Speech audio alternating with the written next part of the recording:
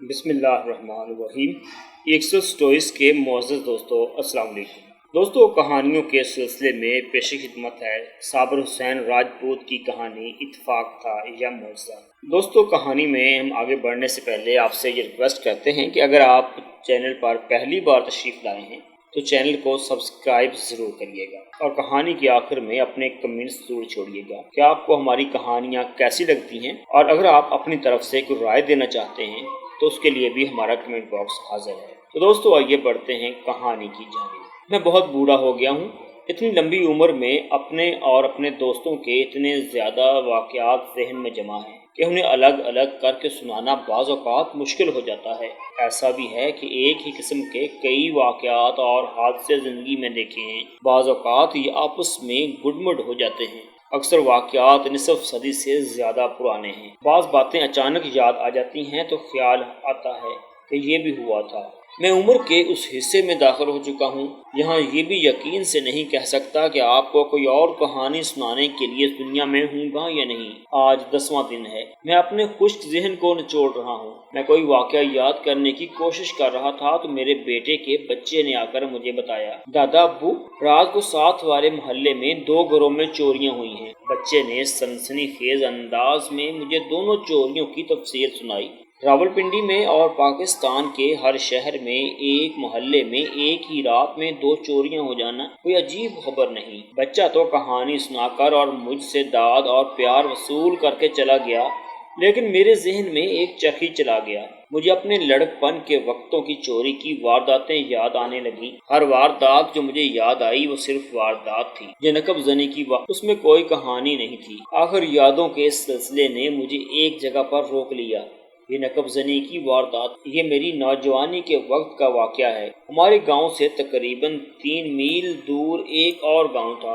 وہاں کے 2-3 بزرگ ہمارے بزرگوں کے دوست تھے۔ اس گاؤں کے بعض نوجوانوں کو ہم جانتے تھے۔ کبھی کبھی ان میں سے کسی کے ساتھ ملاقات ہو جاتی تھی۔ ان میں ایک کا نام سید اکبر تھا اور سیدہ کہلاتا تھا۔ جس وقت کا یہ واقعہ ہے اس وقت اس کی عمر 21-22 سال تھی۔ اچھا خوبصورت جوان تھا۔ اس کے ساتھ ہماری کئی بار ملاقات ہوئی تھی۔ اسے کتا رکھنے اور ہمارے ساتھ شکار کھیلنے کا بہت شوق تھا، لیکن اس کا باپ کہتا تھا کہ جس گھر میں کتا ہو اس گھر میں رحمت کے فرشتے نہیں آتے۔ سیدے کی شادی ہو گئی۔ لڑکی کسی اور گاؤں کی تھی۔ شادی کے 2-3 مہینے بعد سیدے کا باپ ہمارے گاؤں میں آیا اور میرے دوست شہباز خان کے ہاں رکا۔ کافی دیر بعد شہباز خان میرے پاس آیا، کہنے لگا مجھے اس کے گھر بلایا گیا ہے۔ میرے والد صاحب بھی انہی کی بیٹھک میں بیٹھے ہوئے تھے۔ میں شہباز خان کے ساتھ وہاں چلا گیا۔ شہباز خان نے مجھے تسلی دے دی تھی کہ یہ بلاوا خیریت کا ہے، ورنہ میں مشتبوں کی طرح ڈرتا جاتا۔ وہاں جا کے دیکھا کہ میرے 3-4 اور دوستوں کے والد صاحبان بھی بیٹھے ہوئے تھے اور سیدے کا باپ بھی وہاں موجود تھا۔ میرے 2-3 اور نوجوان اور شکاری دوستوں کو بھی بلایا گیا تھا۔ ایک بات سنو لڑکو، سیدے کے باپ نے کہا، سیدے کو بھی شکار پر لے جایا کرو۔ چاچا جی، ہمارے ایک دوست افضل نے کہا، ہم نے ایک بار سیدے سے کہا تھا کہ وہ ہمارے ساتھ چلا کرے، لیکن وہ کہتا تھا کہ ابا جی کو ڈر ہے کہ گھر میں کتا رکھا تو رحمت کے فرشتے یہاں آنا چھوڑ دیں گے۔ کتا تو میں اب بھی اسے نہیں رکھنے دوں گا۔ سیدے کے باپ نے کہا، میں کہہ رہا ہوں کہ وہ شکار پر جایا کرے اور کبھی کبھی تم لوگ ہمارے گاؤں اس کے پاس آ جایا کرو۔ اس زمانے میں ماں باپ اپنے بیٹوں کو صحیح معنوں میں مرد بناتے تھے۔ مرد سے مراد یہ تھی کہ لڑکا جسم کا مضبوط اور پھرتیلا ہو، مشکلات کو برداشت کر سکے۔ لیکن ہم حیران تھے کہ سیدہ مردانگی کے معیار پر پورا اترتا تھا۔ وہ قد آور جوان تھا۔ ایسا بھی نہیں تھا کہ اسے تاش کھیلنے کا چسکا پڑ گیا ہو۔ وہ بڑا اچھا گھوڑ سوار تھا، کبڈی کا بڑا اچھا کھلاڑی تھا، شرمیلا اور بزدل بھی نہیں تھا۔ پھر معلوم نہیں کیا بات تھی کہ اس کے باپ نے کہا تھا کہ ہم اسے اپنے ساتھ لگا لیں۔ دوسرے دن سیدہ ہمارے گاؤں میں آیا۔ اس سے پہلے بھی اس کے ساتھ کبھی کبھی ملاقات رہتی تھی۔ وہ زندہ دل نوجوان تھا، ہنسی مذاق کا عادی تھا۔ اس کی شادی کو 3 مہینے ہو گئے تھے۔ شادی کے بعد ہم اسے پہلی بار دیکھ رہے تھے۔ میں نے اور میرے 2-3 دوستوں نے اس کے ساتھ وہی مذاق کیے جو نئے شادی شدہ لڑکوں کے ساتھ کیے جاتے تھے۔ میں یہ دیکھ کر کچھ حیران ہوا کہ اس نے مذاق کا جواب مذاق سے دینے کی بجائے سر جھکا لیا۔ اور اگر وہ ذرا سا ہنسا بھی تو یہ زبردستی کی ہنسی تھی۔ میں اور شہباز اسے ساتھ لے آئے۔ میں نے اسے اپنے گھر میں بٹھایا۔ صرف یہ نہیں کہ وہ خوش نہیں تھا، بلکہ اس کے چہرے پر افسوس اور مایوسی کے تاثرات تھے۔ اس کی وجہ یہی ہو سکتی تھی کہ وہ شادی کہیں اور کرنا چاہتا تھا اور ماں باپ نے کہیں اور کرا دی۔ یہی خیال ذہن میں رکھ کر میں نے اس سے پوچھا کہ وہ اتنا اداس اور پریشان کیوں ہے۔ اس نے بظاہر بے تکلفی سے کہا کہ شادی کر کے اس کی طبیعت بالکل بجھ گئی ہے۔ میں نے اسے کہا کہ شادی کر کے میری طبیعت بھی اسی طرح بجھ گئی تھی، لیکن تیسرے روز میری ماں نے اور میری بیوی نے ایسی آگ لگائی تھی کہ میری طبیعت پھر پہلے کی طرح دھکنے لگی۔ شہباز خان نے بھی اسے کہا کہ جب کسی کی آزادی غلامی میں بدل جاتی ہے تو اس کا یہی حال ہوتا ہے۔ نہیں بھائیو، سیدے نے جواب دیا، میں اب بھی آزاد ہوں، لیکن کچھ پتہ نہیں چلتا کہ میرا دل خوش کیوں نہیں رہتا۔ یار سیدھی بات کرو، شہباز نے اسے کہا۔ دل کسی اور کو دے بیٹھے تھے اور ماں باپ گھوڑی بٹھا کر کسی اور جگہ لے گئے؟ خدا کی قسم یہ بات بھی نہیں، سیدے نے کہا۔ اگر بات پسند کی کروں تو اس سے اچھی لڑکی شاید نہ مل سکے۔ پھر کیا ہے؟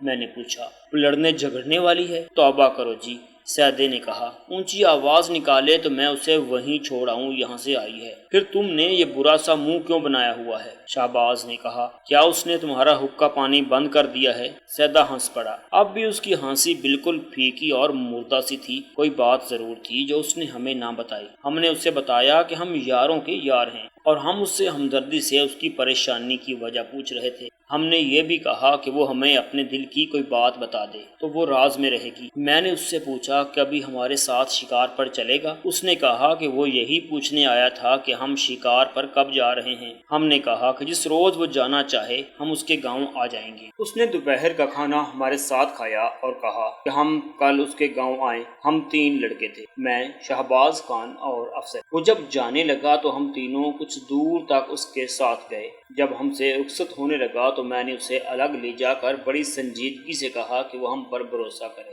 اگر کوئی ایسا مسئلہ اس پر آ پڑا ہے جو وہ اپنے گھر کسی کو نہیں بتا سکتا، وہ ہمیں بتائے۔ ہو سکتا ہے ہم اس کا کوئی ایسا مسئلہ حل کر دیں جسے وہ بڑا ہی مشکل سمجھتا ہے۔ میری یہ بات سن کر وہ پہلے سے زیادہ اداس ہو گیا۔ دوسرے دن ہم تینوں دوست اس کے گاؤں چلے گئے۔ اس نے ہمیں ڈیوڑی یا بیٹھک میں بٹھانے کی بجائے اندر صحن میں بٹھایا۔ اس کی ماں نے ہم تینوں کا استقبال بڑے پیار سے کیا۔ اس کی بیوی بھی ہمارے سامنے آئی۔ بہت خوبصورت لڑکی تھی۔ ہمارے علاقے کے دیہات میں عورتیں پردہ نہیں کرتی، نئی دلہنیں ذرا شرماتی تھی اور تھوڑا سا گھونگھٹ نکال لیتی تھی۔ سیدے کی بیوی نے یہ تکلف بھی نہ کیا۔ اس کے چلنے پھرنے کے انداز اور ڈیل ڈول کو دیکھ کر معلوم ہوتا تھا کہ پھرتیلی اور کام کرنے والی لڑکی ہے۔ سیدے کا باپ بھی ملا اور 1-2 باتیں کر کے باہر نکل گیا۔ ہم بہت دیر تک صحن میں گپے ہانکتے رہے۔ کھانا کھا کر سیدے نے کہا آؤ باہر گھوم پھر آئیں۔ وہ ہمیں اپنے رہٹ پر لے گیا۔ وہاں ہم پھر اس کے پیچھے پڑ گئے کہ وہ ہمیں بتائے کہ اسے کیا چیز پریشان کر رہی ہے۔ اس نے شاید پہلے ہی سوچا ہوا تھا کہ وہ ہمیں دل کی بات بتائے گا۔ بات کرتے ہوئے شرم آتی ہے، اس نے کہا، لیکن اب یہ حالت جو میری ہو رہی ہے میری برداشت سے باہر ہے۔ معلوم نہیں میری پہلی عادتوں سے تم واقف تھے یا نہیں، میں اس طرح نہیں ہوا کرتا تھا جس طرح تم مجھے دیکھ رہے ہو۔ شادی کی پہلی رات جب میں اس کمرے میں داخل ہوا جس میں میری دلہن کو بٹھایا گیا تھا تو دلہن کو دیکھتے ہی میرے دل پر خوف بیٹھ گیا۔ پھر میں صاف محسوس کرنے لگا کہ میں اندر سے کانپ رہا ہوں۔ میں نے اپنے دونوں ہاتھوں کو دیکھا۔ یہ دیکھ کر میری طبیعت اور زیادہ گھبرائی کہ میرے دونوں ہاتھ بوڑھوں کی طرح کانپ رہے ہیں۔ میرا منہ خشک ہو گیا۔ وہ پوری رات اسی طرح کانپتے ہوئے اور ڈرتے ہوئے گزر گئی۔ دن کے وقت میں دلہن کو دیکھتا لیکن میری حالت بالکل صحیح رہی۔ رات کی اس حالت کا مجھ پر بہت برا اثر تھا۔ میں یہ سوچ کر پریشان ہوتا تھا کہ میری دلہن معلوم نہیں کیا سوچتی ہوگی۔ دوسری رات بھی میری یہی حالت ہوئی۔ تیسری رات بھی ایسے ہی ہوا تو میری بیوی نے مجھے اپنے پاس بٹھا لیا۔ میں اس سے اپنی یہ حالت چھپانے کی کوشش کر رہا تھا لیکن یہ چھپانے والی بات نہیں۔ میں ڈرتا اس لیے تھا کہ دلہن یہ کہے گی کہ اسے ایسا خامد ملا ہے جسے شادی کرنی ہی نہیں چاہیے تھی۔ وہ مجھ پر جو بھی الزام لگاتی وہ اس کا جائز حق تھا۔ میں نے 3 راتوں میں اس پر ثابت کر دیا تھا کہ میں اس کے قابل نہیں، لیکن اس نے مجھے اپنے پاس بٹھا کر بڑی دلچسپی اور ہمدردی سے پوچھا کہ مجھے کیا ہو جاتا ہے۔ میں نے اسے بتایا کہ میں ہر لحاظ سے ٹھیک ہوں، مجھے کسی نشے کی بھی عادت نہیں، हर कोई हुक्का पीता है, लेकिन मैंने हुक्के को भी कभी मुंह नहीं लगाया। मुझे कभी कोई ऐसी बीमारी भी नहीं हुई जिसने मुझ में कोई मुश्किल खराबी पैदा कर दी हो। फिर मालूम नहीं कि मुझे क्या हो जाता है, और इस कमरे में आता हूँ तो मेरा जिस्म अंदर से भी और बाहर से भी कांपने लग जाता है। मेरी बीवी को ये फिक्र तो ना हुआ कि मैं मालूम नहीं किस मर्ज का मरीज हूँ। उसने कहा कि किसी दुश्मन ने मुझ पर तावीज करा दिए हैं। बीवी का ख्याल था कि ये काले जादू का असर है। मेरी बीवी ने यह भी कहा कि उसे एक आदमी पर शक है। मेरी बीवी का रिश्ता 2 लड़कों के वालिदैन ने मांगा था, दोनों को जवाब दे दिया गया। मेरी बीवी कहती है कि उन लड़कों में एक का बाप शैतान सा आदमी है। वो मेरे ससुर से इस बात पर नाराज हो गया था कि उसके बेटे को रिश्ता नहीं दिया गया। उसने किसी से मुझ पर काला जादू करा दिया है। सैदे की बीवी को ये शक था कि उस शैतान फितरत आदमी ने इंतकामन सैदे पर कुछ करा दिया है। मैंने इस शक को सही न समझा। वो आदमी इंतकाम लेता तो लड़की के माँ बाप से लेता। सैदे का इसमें कोई कसूर नहीं। सैदे और उसकी बीवी ने सैदे की यह हालत घर में किसी को ना बताई, लेकिन सैदा परेशान और मायूस रहने लगा। उसकी माँ ने उसकी बीवी से पूछा कि सैदे को क्या हो गया है कि वो इतना चुप चुप रहता है। बीवी ने बता दिया। माँ ने सैदे के बाप को बताया। बाप ने सैदे से पूछा। सैदे की रात को जो हालत हो जाती थी वो उसने बाप को बता दी। उसके गांव से 6 मील दूर एक गांव में एक हिंदू हकीम बहुत मशहूर था। इस किस्म के हकीमों को सियाने यानी दानिशमंद कहा जाता था। सैदे को बाप उसके पास ले गया। हकीम ने सैदे को अलग बिठाकर नब्ज देखी और उससे बहुत सी बातें पूछी। हकीम ने उसे कोई दवाई न दी। उसने सैदे के बाप को बताया कि लड़का जिस्मानी लिहाज से बिल्कुल ठीक है, उसे दवाई की जरूरत नहीं। फिर क्या है? सैदे के बाप ने हकीम से पूछा। अगर जिस्मानी नक्स नहीं तो उस पर कोई उल्टा असर है, किसी ने कुछ करा दिया होगा। शायद ये भी नहीं, हकीम ने कहा। लड़के ने मुझे तो कुछ नहीं बताया, हो सकता है उसका दिल कहीं और अटका हुआ हो। बाप ने सैदे से पूछा तो सैदे ने कसमें खा खा कर कहा कि उसका दिल हमेशा उसके काबू में रहा है और उसके दिल में कोई और लड़की नहीं। सैदे की माँ 15-16 मील दूर एक बड़े पीर से तावीज ले आए और सैदे के गले में डाल दिया। ये हमारे इलाके की मशहूर गद्दी थी। उस पीर ने कहा था कि लड़के ने किसी ऐसी जगह पेशाब किया है जहाँ जिन्नों का डेरा है, उसे अब जिन ये सजा दे रहे हैं। पीर ने कहा था कि जिन उसे बख्श देगा, लेकिन कुछ वक्त लगा कर टलेगा। जिन ना टला। सैदे का बाप भी पीर के पास गया। पीर ने और तावीज दे दिए। बाप ने पीर से कहा कि उन्हें काले जादू का शक। पीर ने यकीन से कहा ये काला जादू हुआ, आसेब हुआ, किसी भी किस्म की पकड़ हुई उसके तावीज़ों से रफा हो जाएगी। मगर 3 महीने गुजर गए, सैदे की हालत वही रही। उस जमाने में हमने नफ्सियात का कभी नाम भी नहीं सुना था। अब मीम अलिफ साहब के मजमून पढ़ पढ़ कर आखिरी उम्र में पता चला है कि नफ्सियात भी एक इल्म है, लेकिन इंसान पहले रूज से ही नफ्सियात के इल्म के ज़ेर असर रहा है। मैं, अफजल, शहबाज खान और हमारे 2 और दोस्त पीरों को नहीं मानते थे। हमने पीरों की करतूत अपने आंखों देखी थी। शहबाज खान ने सैदे से कहा, उस पर कोई वहम सवार है, वो सोच कर बताए कि उसके जहन में क्या है। उस रोज़ भी सैदे ने कुछ ना बताया।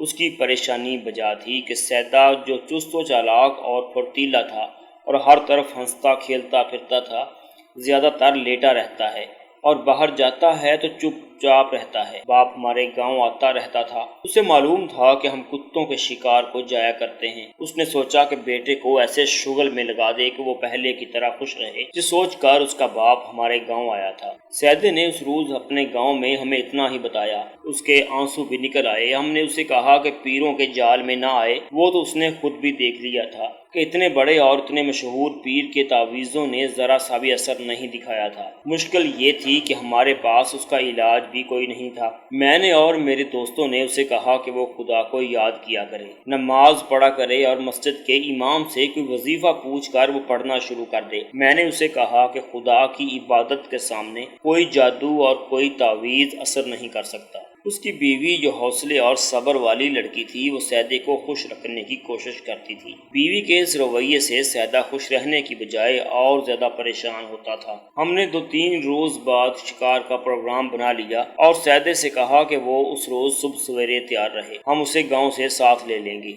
اور शिकार को चलेंगे। इससे सैदा कुछ खुश हुआ। वो खुद महसूस करने लगा था कि उसे बाहर निकलना चाहिए। शिकार वाले दिन हम सूरज निकलने से पहले कुत्तों को साथ लेकर अपने गांव से निकले। सैदे के गांव से उसे ले लिया और इस इरादे से चल पड़े कि आज दूर जाएंगे। हमारा शिकार कोई शिकार तो नहीं था, ये मैंने आपको अपनी कई कहानियों में बताया है। हमारा शिकार इतना सा था कि गीदड़ या खरगोश देखा तो उसके पीछे कुत्ते दौड़ा दिए और कुत्तों के पीछे हम दौड़ पड़े। इससे ये होता था कि हमारा लहू गर्म और ज़हन ठंडा रहता था। ज़हन में ऐसे ख्याल और तस्वुर आते ही नहीं थे जो हमारे कद 4.5 फुट से ऊपर बढ़ने ही न देते और हमें जवानी में ही बूढ़ा कर देते। कुत्तों का शिकार तो आजकल भी लोगों को खेलते देखा है। जीपों पर कुत्तों को ले जाते हैं और शिकार खेलते हैं। गेस्ट प्लेयर उनके साथ होते हैं। हम खुद ही जीपें और खुद ही घोड़े हुआ करते थे। इसी मशक्कत और भाग दौड़ और ज़हन को अपने काबू में रखने का करिश्मा है कि उम्र के आखिरी हिस्से में पहुंचकर भी जिस्म बीमारियों से महफूज है और टांगों में इतनी फुर्ती है कि रावलपिंडी की किसी सड़क पर चलते जब कोई छिछोरा छोकरा मोटरसाइकिल के करतब दिखाता है, तेज रफ्तार से करीब से गुजरता है तो मैं उछल कर फौरन एक तरफ हो जाता हूँ। सैदे को हम साथ ले गए। हमारे साथी आगे आगे जा रहे थे। मैंने सैदे को पीछे अपने साथ कर लिया। शहबाज खान भी साथ था।